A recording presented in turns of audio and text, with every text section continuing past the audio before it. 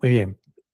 Pues, ¿qué les parece? Buenas noches a todos. ¿Qué les parece si comenzamos, como siempre, con una oración al Señor, poniendo esta reunión en sus manos y pidiéndole al Señor que Él abra nuestra mente, nuestro corazón, para que podamos recibir su palabra como lo que es palabra del Señor? Amén. ¿Alguien que quiera orar poniendo la reunión en las manos del Señor? Sí. María, por favor, ¿puedes hacer la oración? Sí, Padre nuestro, en nombre de nuestro Señor Jesucristo, ponemos este servicio, Señor, en tus manos. Señor, prepara nuestros corazones para que sea esa tierra fértil, Señor, donde tu palabra pueda ser prosperada. Necesitamos, Señor, ser redarguidos, Señor, ser enseñados. Usa al pastor Nicolás poderosamente, Señor, para que tu palabra llegue a nuestros corazones. Te lo pedimos en el precioso nombre de nuestro Señor Jesucristo. Amén y amén. Amén. Amén. Gloria al Señor. Bueno, como saben, estamos estudiando el Evangelio de Juan. Vamos paso a paso. Y hoy nos toca meditar en Juan capítulo 5, versículos del 19 al 23. Juan capítulo 5, versículos del 19 al 23.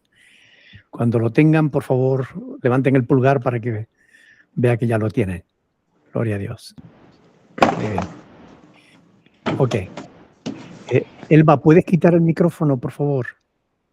Gracias. Ay, muchas gracias. Muy bien. Bueno, pues leemos la palabra del Señor que dice lo siguiente. Respondió entonces Jesús y les dijo, de cierto os digo, no puede el Hijo hacer nada por sí mismo si no lo ve hacer al Padre. Porque todo lo que el Padre hace, también lo hace el Hijo igualmente. Porque el Padre ama al Hijo y le muestra todas las cosas que Él hace. Y mayores obras que ésta le mostrará. De modo que vosotros os maravillaréis. Porque como el Padre levanta a los muertos y les da vida, así también el Hijo a los que quiere da vida.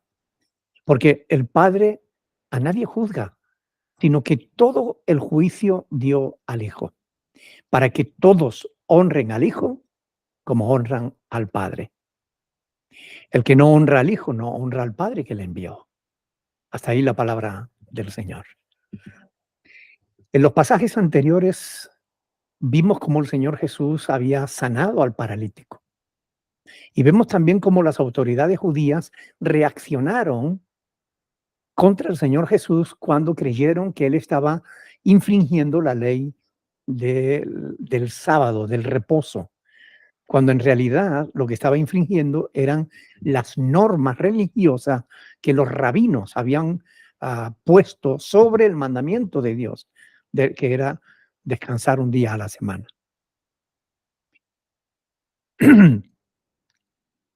Además, el Señor Jesús afirmaba que Dios era su propio Padre, haciéndose igual a Él, lo cual, bueno, enfureció mucho más a las autoridades judías. Miren, es increíble que todavía en el siglo XXI siga habiendo grupos, sectas religiosas, creyentes, que pretenden que el sábado es el día del Señor. No se han enterado de que para los verdaderos hijos de Dios, para los discípulos de Cristo, no solo el sábado es día del Señor, sino todos los días de la semana son días santos.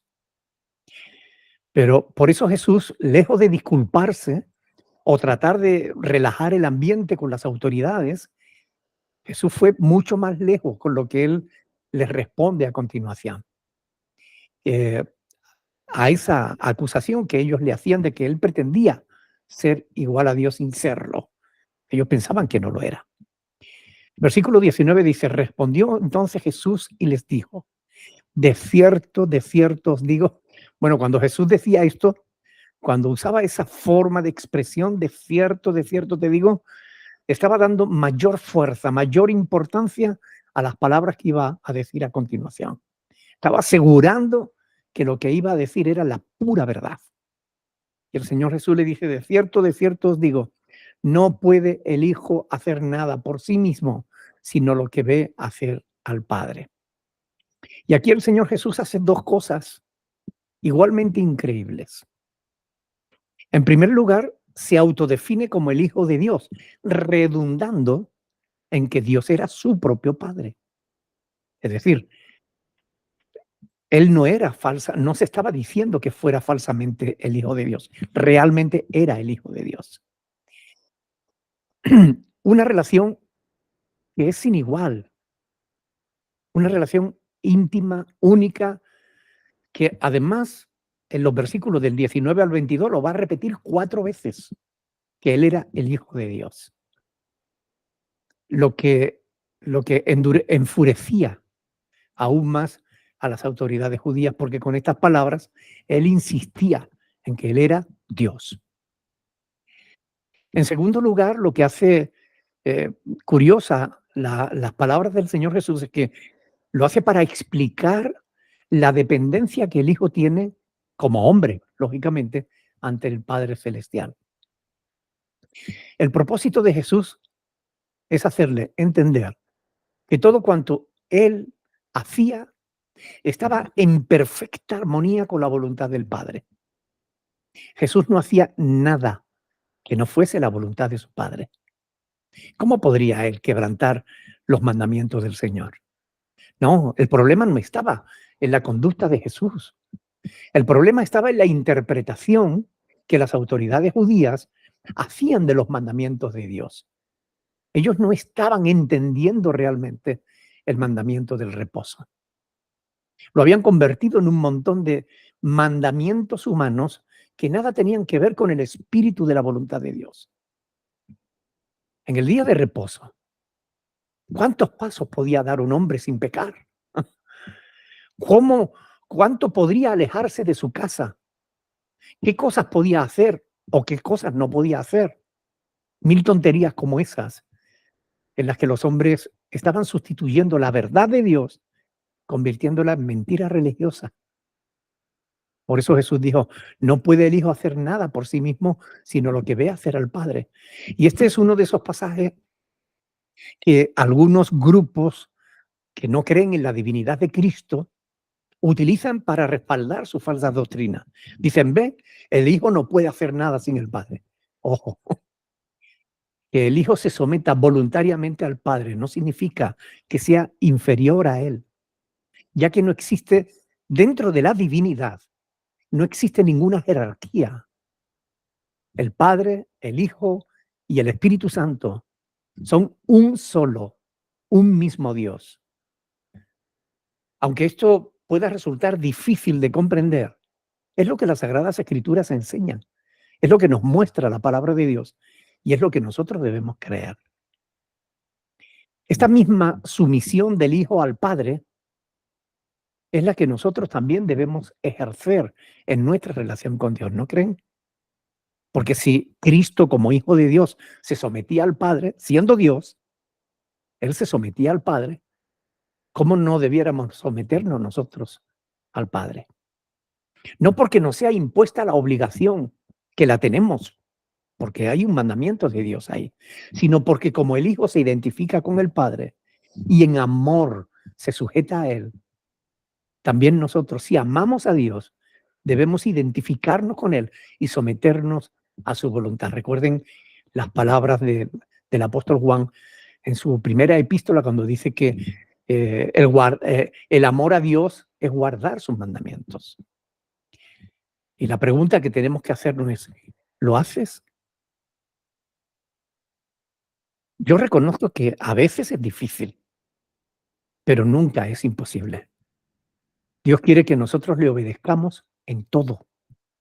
Porque, entre otras cosas, la voluntad de Dios, como enseña Pablo en Romanos 12:2, la voluntad de Dios es agradable y perfecta. Es lo mejor para nosotros, hacerle caso siempre al Señor, por muy difícil que nos parezca. Pero con estas palabras el Señor Jesús nos está mostrando que Él nunca actuó independientemente del Padre.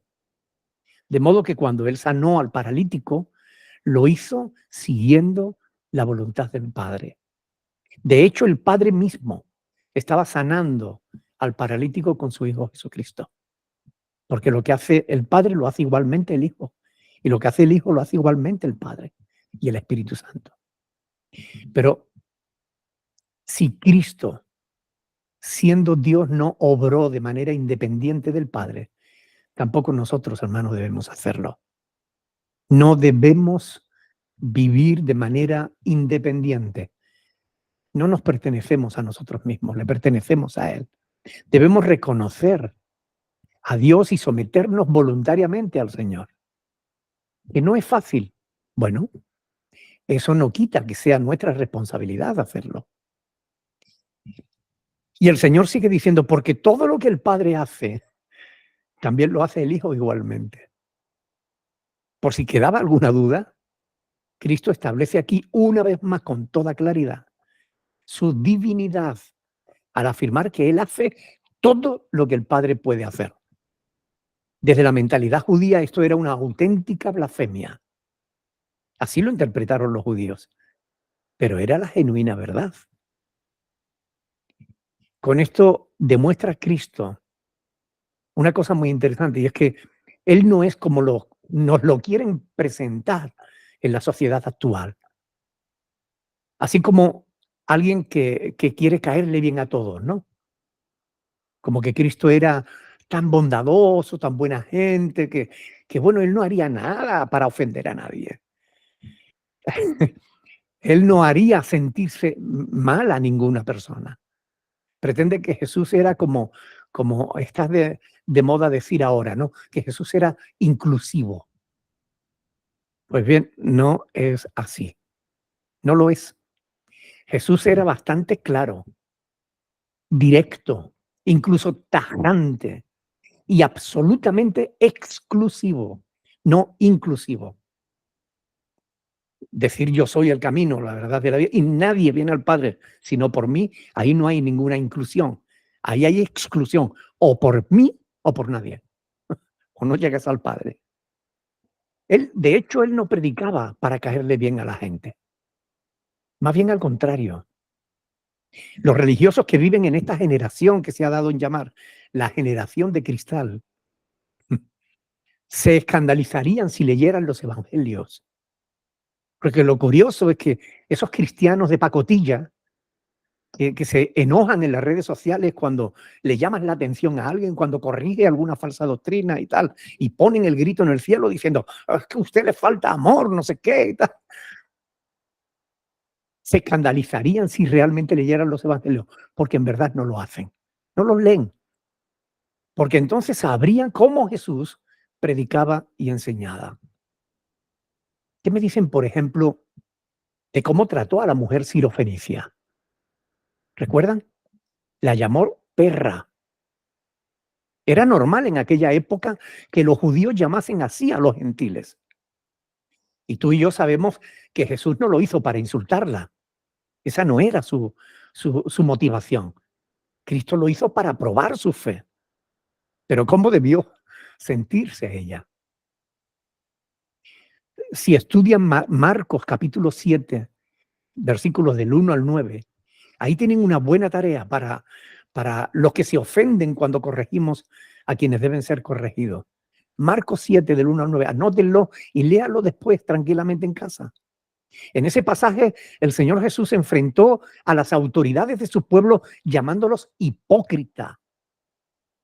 Y además, lo hizo en voz alta y en público delante de todo el pueblo. Solo en Mateo 23, del versículo 4 al 36, miren, solo en ese pasaje, solo en ese capítulo, en el capítulo 23 de Mateo, del versículo 4 al 36, llama a los escribas y fariseos hipócritas, los llama soberbios, los llama necios, los llama ególatras, los llama piedra de tropiezo, abusadores de viudas, hijos del infierno, guías ciegos, falsos maestros, insensatos, ciegos, necios y ciegos, ignorantes, idiotas religiosos, sucios y podridos por dentro, llenos de hipocresía y de iniquidad, idólatras, serpientes, generación de víboras, condenados al infierno, asesinos y crueles. solamente en un solo capítulo de la Biblia, Cristo le llama todas estas cosas a los escribas y fariseos, delante de todos los demás. Si hoy llamamos a alguien alguna de estas cosas, a quienes son como aquellos escribas y fariseos, nos caerían encima la mayoría de la iglesia, acusándonos, como digo, de falta de amor. Pero es que los religiosos de hoy en día, como si se hubieran encontrado, ¿te imaginas si se hubieran encontrado con el joven rico? No, de seguro que no le hubiesen puesto obstáculo ninguno. Es más, lo hubieran invitado a ser el que llevara las finanzas de la iglesia o los proyectos de la iglesia.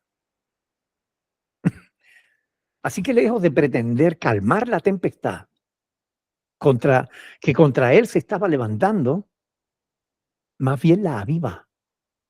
Jesús redunda en su divinidad, como diciendo, ¿no me creéis?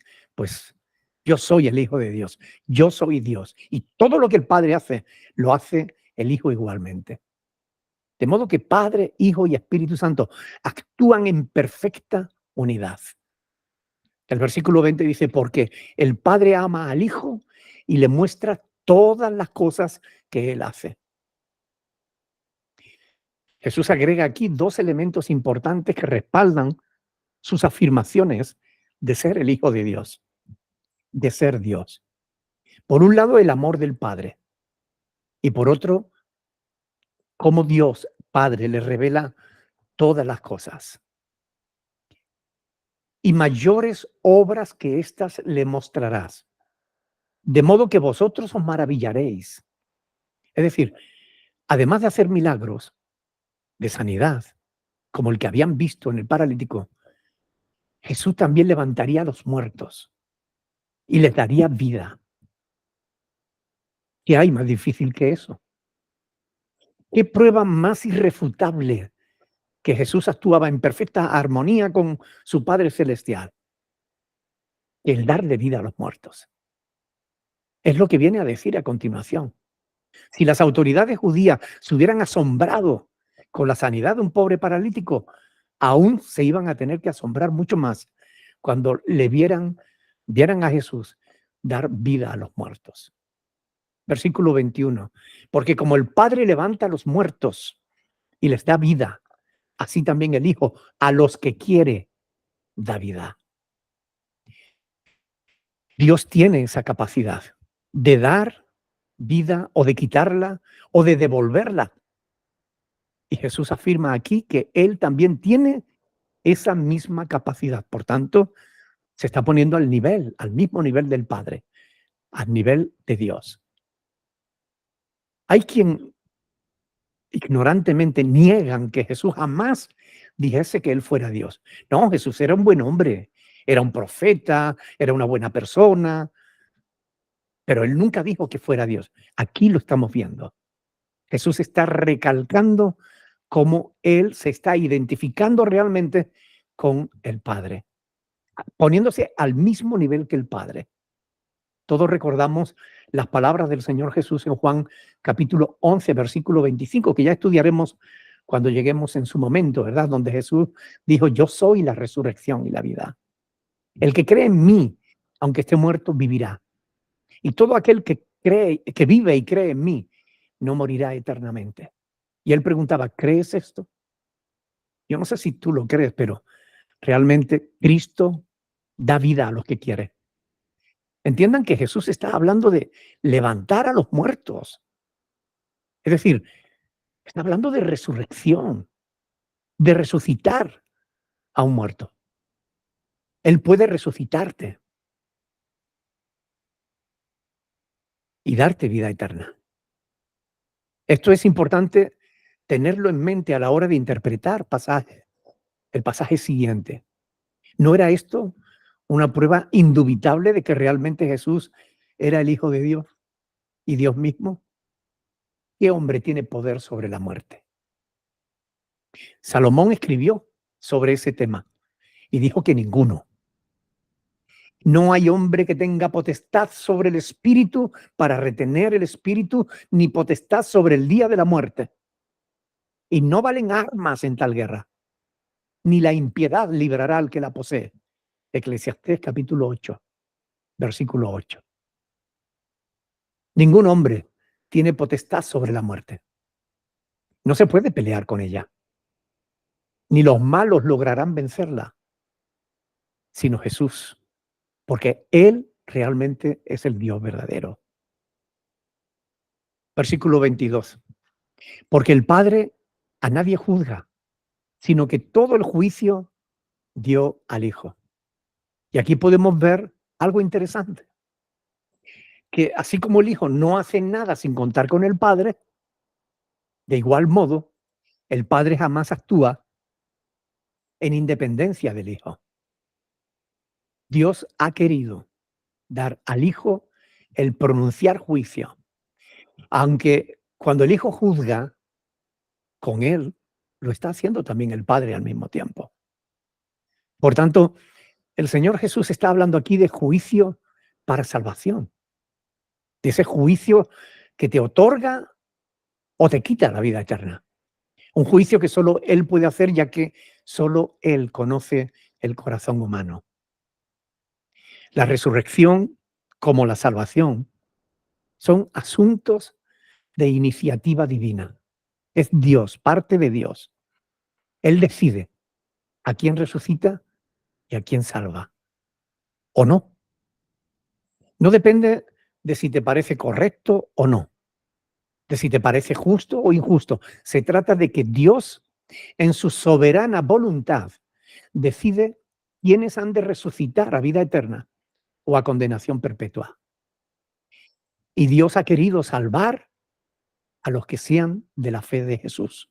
Está escrito por el apóstol Pablo en Romanos 3:26. Dios ha querido salvar a los que son de la fe de Jesús. Pasajes como estos, que estamos estudiando del Evangelio de Juan, los usan los calvinistas para afirmar que Dios escoge para salvación a los que Él quiere. Y tienen razón en eso, escúchenme, pero no como ellos creen. Los calvinistas y los reformados creen que Dios creó a unos pocos para ser salvos y a los otros muchos para ser condenados. Pero no es eso lo que las Sagradas Escrituras nos enseñan, sino que enseña que Dios quiere salvar a todos, pero solo salvará a los que Él quiera. ¿Y a quiénes quieren Dios salvar? ¿Y cómo lo salva? ¿Lo hace arbitrariamente? No. Dios da la oportunidad a todos para que crean en el Evangelio. Y los que creen se salvarán, y los que rehúsen creer se condenarán. Así está escrito en Juan 3, del 16 al 17, y en el 3, capítulo 3, versículo 36. Los calvinistas añadirán a este otro pasaje que veremos más adelante, cuando llegue el capítulo 6, pero es mejor no adelantarnos. Ya llegaremos en el capítulo 6, donde los calvinistas tienen dos textos a los que se aferran ahí como diciendo, esto fundamenta la doctrina de que Dios creó a unos pocos para salvación y a los muchos, y es falso. Pero ya lo veremos cuando estudiemos el capítulo siguiente. Ahora, este pasaje de Juan 5:22 es importante, ya que limita nuestra capacidad de juicio. Aunque es importante aclarar que eso no supone que prohíba que hagamos cualquier tipo de juicio. No. Aunque algunos pretendan, con pasajes como este, prohibir todo tipo de juicio, dicen, citando, por ejemplo, Mateo capítulo 7, versículo 1, no juzguéis para que no seáis juzgados. Pero bueno, no estudian el contexto de ese pasaje. Deberían investigar qué dicen otros evangelistas sobre esa misma enseñanza del Señor Jesús. Pero algunos se limitan a escoger una frase, la sacan de su contexto y la usan como pretexto. Pero hay otros evangelistas que desarrollan la enseñanza mucho más ampliamente. En la Biblia tenemos lo que llamamos pasajes paralelos, es decir, pasajes en los que se dice una misma enseñanza, pero desde otra perspectiva o más ampliamente, es decir, más completa. Por ejemplo, Mateo 7:1 dice, no juzguéis para que no seáis juzgados. Pero, por ejemplo, en Juan capítulo 7, versículo 24 dice, no juzguéis según las apariencias, sino juzgad con justo juicio. Como ven, esto concuerda mucho mejor con el contexto general de las Sagradas Escrituras, en la que se nos invita a juzgar. Escuchen bien, la Biblia te dice que debes juzgar, debes discernir, saber decidir si algo es correcto o no lo es. No debemos juzgar a las personas para salvación o condenación. Ese juicio solo Cristo lo puede hacer, porque realmente solo Él conoce el corazón del hombre. Pero miren, Lucas capítulo 12, versículo 57. Lucas capítulo 12, versículo 57. Dice, ¿y por qué no juzgáis por vosotros mismos lo que es justo? ¿Se dan cuenta? Aquí podéis ver que Cristo no solo no prohíbe juzgar, sino que nos invita a juzgar. Lo que prohíbe es juzgar mal, según las apariencias, pero no nos impide que hagamos juicios. Hermanos, sabemos que Cristo nos juzgará a todos. El apóstol Pablo lo enseña también en 2 de Corintios, capítulo 5, versículo 10, donde dice que es necesario que todos comparezcamos ante el tribunal de Cristo, para que cada uno reciba, según lo que haya hecho mientras estaba en el cuerpo, sea bueno o sea mala, o sea malo. Saber que Jesús nos juzgará. Sonrío porque a veces cuando corregimos a un creyente que está obrando mal, se enoja y te dice, a mí quien me juzga es Cristo. Y yo siempre le suelo decir, ¿y no tienes miedo? ¿Y no te preocupa que Jesús te vaya a juzgar? Porque sabemos que Jesús nos va a juzgar. ¿No deberá llevarnos al temor de Dios?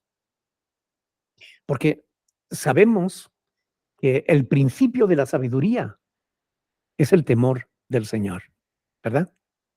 Ahora, ¿sabemos qué es el temor al Señor?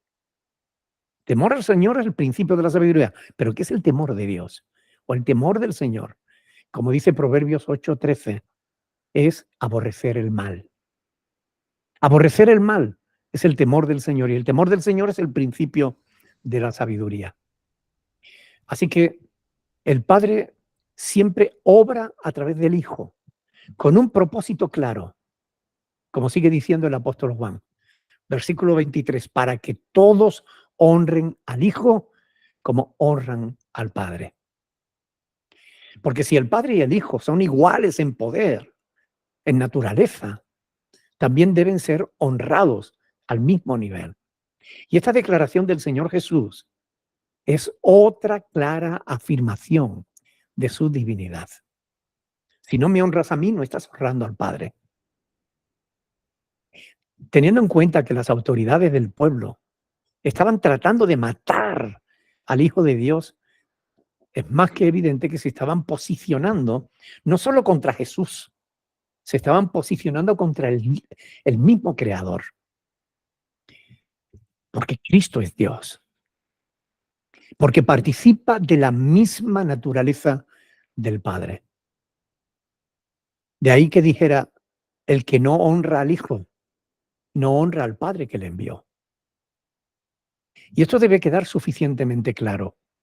Adventistas, testigos de Jehová, judíos, judaizantes, musulmanes, etcétera, con todos aquellos que pretendan despojar a Cristo de su divinidad o de su gloria, deben saber que están ofendiendo gravemente al Padre Eterno, al Dios del cielo y de la tierra, al Creador. Cristo fue suficientemente claro como para no llamarnos a engaño o a la confusión. Jesús fue lo suficientemente valiente como para reconocerlo delante de todos aquellos que pretendían matarlo, dejándole solo dos opciones. O creían realmente que él era el Hijo de Dios, tal y como lo afirmó, o le acusarían de blasfemia y procurarían su muerte. Ya sabemos qué ocurrió, pero cada uno se vio forzado a tomar una postura, en uno o en otro sentido. Unos creyeron y le siguieron, y otros no le creyeron y lo mataron. Como también hoy, todo el que oye la verdad del Evangelio no tiene más remedio que posicionarse o en la fe de Jesús o en la incredulidad. Si te apoyas, si te posicionas en la fe de Jesús, por medio de la fe alcanzarás la vida perpetua. Si te posicionas en la incredulidad, en ese caso acarrearás el juicio de Dios contra tu vida, por no haber creído el testimonio que Dios mismo ha dado acerca de su Hijo Jesucristo. Como vemos en todos estos pasajes que estamos leyendo, esta clara identificación de Cristo con su Padre Celestial enfureció terriblemente a las autoridades judías, que en vez de creer en él, desde entonces no cesaron de conspirar contra la vida de nuestro Señor Jesucristo.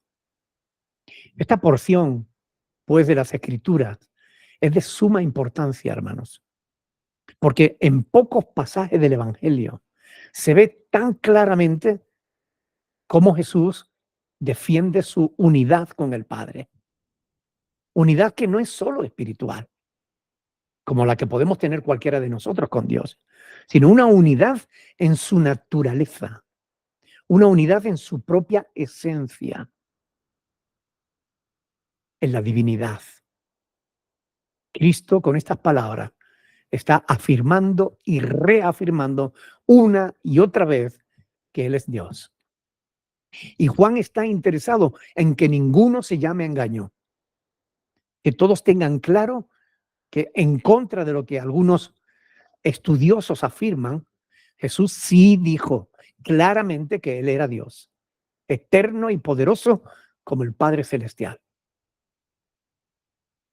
Si tú quieres acercarte a Dios, debes saber que solo por Jesús puedes hacerlo. Ni por María, ni por Pedro, Pablo, ni por ningún otro. Solamente por Cristo. De esto hablaremos más extensamente en el capítulo siguiente, pero que quede claro que Jesús no es el fundador, un fundador más de otra religión. Hoy me preguntaron qué diferencia hay entre Cristo, entre Mahoma, entre Buda, Confucio.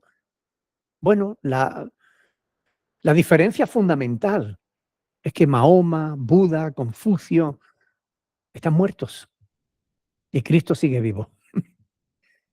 Aquellos murieron y no pudieron volver a la vida. Cristo dijo, me matarán, pero al tercer día yo voy a resucitar. Y resucitó. Y hay pruebas indubitables de la resurrección de Cristo que demuestran que realmente Cristo sigue vivo.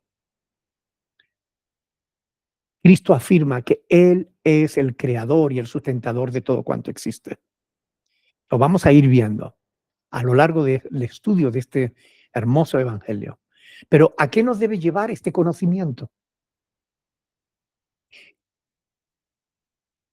¿De qué sirve todas estas cosas? Saber todas estas cosas. Hermano, tiene que llevarnos a alabarlo, a bendecirlo como a Dios mismo, porque es Dios. Debe llevarnos a seguir sus enseñanzas, sabiendo que son palabras poderosas de Dios. Insisto en que todo el conocimiento que vamos adquiriendo de las Sagradas Escrituras nos hace responsables delante de Dios, de modo que ya no tenemos excusas, ya no podemos volvernos atrás, ya sabemos demasiado, sabemos lo suficiente como para no dar marcha atrás en nuestro compromiso con Dios. Si lo hiciéramos, no tendríamos excusa alguna.